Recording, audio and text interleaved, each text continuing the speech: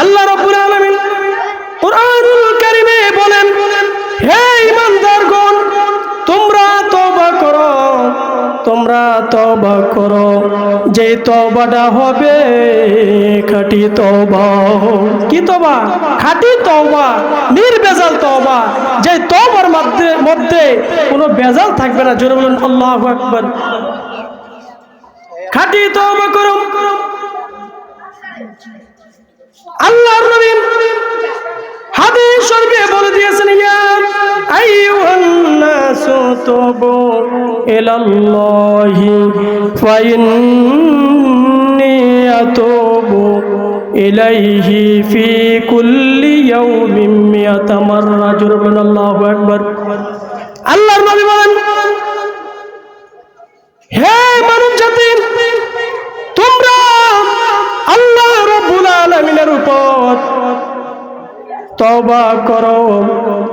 আমি প্রত্যেক দিন 100 বার আমার আল্লাহ রাব্বুল আলামিনের উপরে কি করি? ক্ষমা করি। সুবহানাল্লাহ, তওবা করি। কয়বার?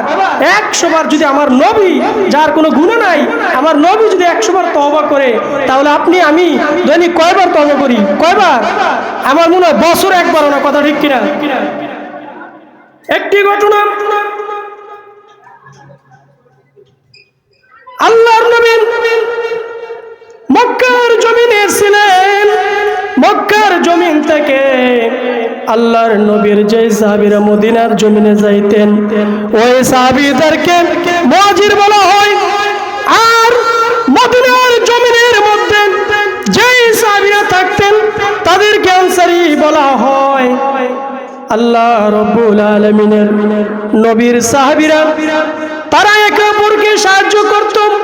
মক্কার জমিন থেকে যখন কোনো মুহাজির মদিনার এই জমিনে যাইতেন, মদিনার আনসারীরা মক্কার মুহাজিরদেরকে নিজের পোশাক দিয়া, খাবার দিয়া, জায়গা দিয়া, ঘর বাড়ি দিয়া এবং একাধিক যদি স্ত্রী থাকে তাদেরকে তালাক দেয়া পর্যন্ত সাহায্য করতেন। আল্লাহর নবী যখন একদিন মক্কা মদিনার জমিন থেকে তাবুকের ময়দানে চলে গেলেন, আল্লাহর নবী আনসারী এবং মুহাজিরদের মধ্যে ভাইয়ে ভাইয়ের সম্পর্ক গঠন করেছিলেন। আল্লাহর নবী যখন তাইফের ময়দানে, তাবুকের ময়দানে চলে যায়, ওই সময় সাইদ ইবনে আব্দুর রহমান তিনিও যুদ্ধের ময়দানে চলে গেলেন। আর সাইদ ইবনে আব্দুর রহমান তিনি ছিলেন হযরত সালাবা রাদিয়াল্লাহু তাআলা আনহুর ঘরের রামানতি হিসেবে দায়িত্ব। মানে হযরত সালাবা রাদিয়াল্লাহু তাআলা আনহু ছিলেন মদিনার আনসারী সাহাবী।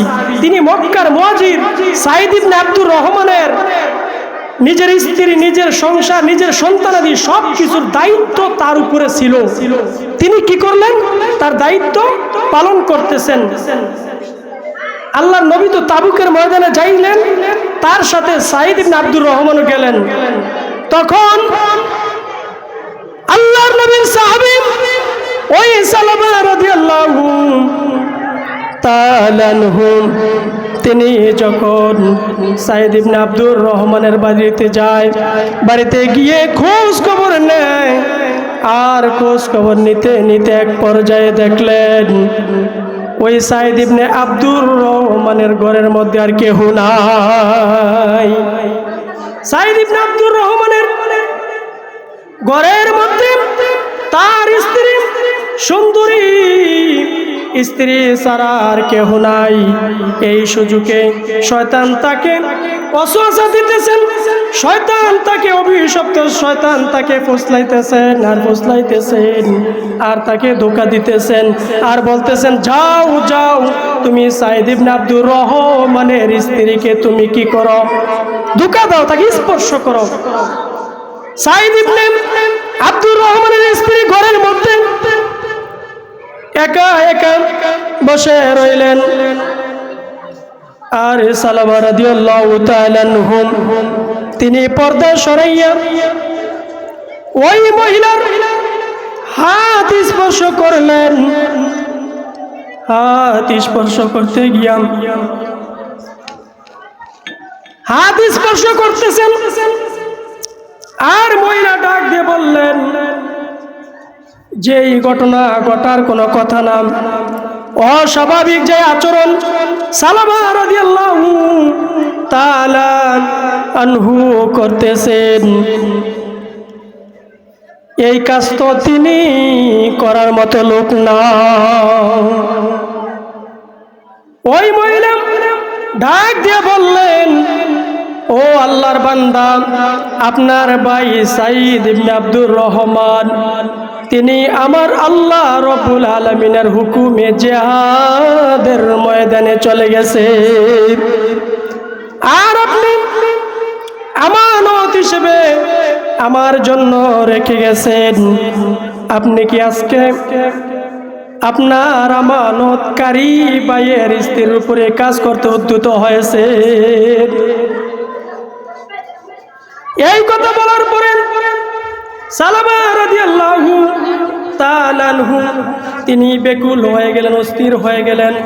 ডাক দিয়ে বললেন, ওগো আমার আল্লাহ, ওগো দয়াময়, আমি যে অন্যায় করেছি, আমি যে পাপ করেছি, আমি তো পাপী, আমি তো গুনাহগার, আর আপনি দয়ালু, আপনি ক্ষমাশীল, আপনি আমাকে ক্ষমা করে দিন। গম চবিন যোদাইস্তেগফার কোন গম্বওয়া মেরে কালে কাম দেকার কোন তাওবা চুবা চাঁদ পেশিমা আমুদান দর হকেদারে তু মুসলমান কামুদান। জোরে বলেন আল্লাহু আকবার। এখানে দীর্ঘ ঘটনা, আমি কিন্তু অনেক কথা ফালাই ফেলে যাইতেছি। ওই মহিলা এই কথা বলার পরে সালামা রাদিয়াল্লাহু তাআলা আনহু তিনি ভয়ে তার অন্তরটা অস্থির হয়ে গেলেন। অস্থির হয়ে গিয়ে আমার আল্লাহ রব্বুল আলামিনের কাছে ক্ষমা করে ওই ঘর থেকে বাইর হয়ে গেলেন। বাইর হয়ে যাওয়ার পরে আল্লাহর কাছে যখন ক্ষমা প্রার্থনা করে, ওই মুহূর্তে আল্লাহর নবী এবং আরেকটি সাহাবী যে সাঈদ ইবনে আব্দুর রহমান তিনি কি করলেন, যুদ্ধের ময়দান থেকে যখন বাড়িতে ফিরে আসলেন, বাড়িতে ফিরে আসার পরে দেখেন মদিনার সব মানুষ তাদেরকে গাজী ভাইদেরকে সংবর্ধনা জানানোর জন্য গেলেন, কিন্তু এখানে সালাবা রাদিয়াল্লাহু তাআলা নাই। সালাবা কই? সালাবা নাই। সালাবা কই গেলেন? তিনি পাহাড়ে, জঙ্গলে, পর্বতে, অলিতে গলিতে আমার আল্লাহ রব্বুল আলামিনের দরবারে ক্ষমার জন্য প্রার্থনা করতেছি।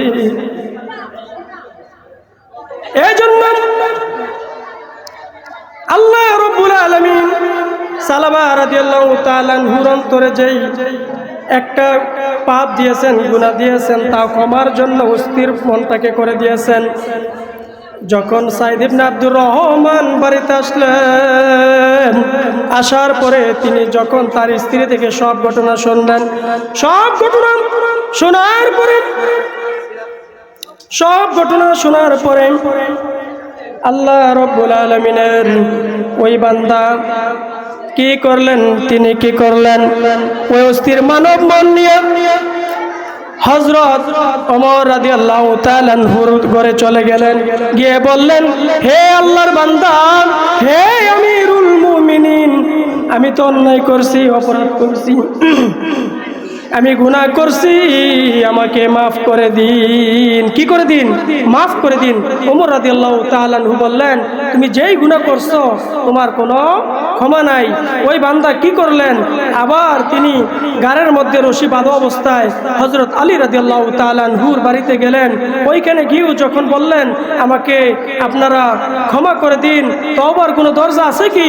তিনি বললেন, না, তওবার কোনো দরজা নাই, আপনি এখান থেকে যেতে পারেন। হযরত সালামা রাদিয়াল্লাহু তাআলা আনহু তিনি যখন ওমর রাদিয়াল্লাহু তাআলা আনহু থেকে বিতাড়িত হলেন, আবু বকর রাদিয়াল্লাহু তাআলা আনহু থেকে বিতাড়িত হলেন, আলী রাদিয়াল্লাহু তাআলা আনহু থেকে বিতাড়িত হয়ে আল্লাহর ওই বান্দা যখন আমার দয়ার নবী, বিশ্ব নবী রাহমাতাল লিল আলামিনের দরবারে বুক ভরা আশা নিয়ে উপস্থিত হইলেন। আল্লাহর নবীর দরবারে যখন গিয়ে বললেন, হে আল্লাহর নবী, আমি যে অন্যায় করছি, অপরাধ করছি, আপনি আমাকে ক্ষমা করে দিন। ক্ষমার কোনো দরজা আছে কি? আমার আল্লাহর নবীর দুই চোখ রাগান্বিত হয়ে আল্লাহর নবী বললেন, হে সালাবা, তুমি এখান থেকে চলে যাও, এখান থেকে চলে যাও, আমার দরবারে তোমার কোনো ক্ষমার জায়গা নাই, কোনো ক্ষমার দরজা নাই। কতক্ষণ পরে যখন সালাবা রাদিয়াল্লাহু তাআলা আনহু তিনি যখন ওই দরবার থেকে বনে জঙ্গলে চলে গেলেন, তিনি শিশু বাচ্চার মতন হাউমাউ করে যখন কান্না করতেছেন, কান্না করতে করতে এক মুহূর্তে তিনি আল্লাহ রাব্বুল আলামিনের দরবারে কান্না করতেছেন আর বলতেছেন, হে আমার আল্লাহ, হে আমার দয়াময়, হে আমার প্রভু, হে আমার মালিক, আমি যে অন্যায় করেছি, আমি যে অপরাধ করলাম, আমার দয়ার নবী পর্যন্ত আমি নিরাশ হয়ে গেলাম। আল্লাহ, তুমি আমাকে যদি মাফ না করো, আমি কার কাছ থেকে মাফ চাইব? তুমি আল্লাহ যদি আমাকে ক্ষমা করে দাও, আমার খুশির কোনো সীমানা থাকবে না। আর যদি তুমি আমাকে ক্ষমা না করো, তাহলে আমার মতো হতভাগ্য লোক আর দুনিয়াতে কেহ নাই। জোরে বলুন আল্লাহু আকবার। আল্লাহ রাব্বুল আলামিন একজন ফেরেশতা আমার নবীর কাছে পাঠাইয়া দিয়া বললেন, ওগো নবী, আপনি পৃথিবীর সমস্ত মানব জাতিকে সৃষ্টি করেছেন না? আমি আল্লাহ সব মানব জাতিকে সৃষ্টি করেছি। আমার নবী ফেরেশতাকে বললেন, আমি নিঃসন্দেহে আল্লাহ রাব্বুল আলামিন, আল্লাহ আপনি সমস্ত পৃথিবীর মানব জাতিকে সৃষ্টি করেছেন। আল্লাহ রাব্বুল আলামিন বললেন, ওই ফেরেশতা ডাক দিয়ে বললেন, ওগো নবী, আল্লাহ রাব্বুল আলামিন জানিয়ে দিয়েছেন, আমি আমার বান্দা সালাবাকে ক্ষমা করে দিয়েছি। কি করছেন? ক্ষমা করছেন। আমি আমার বান্দা সালাবাকে ক্ষমা করে দিয়েছি।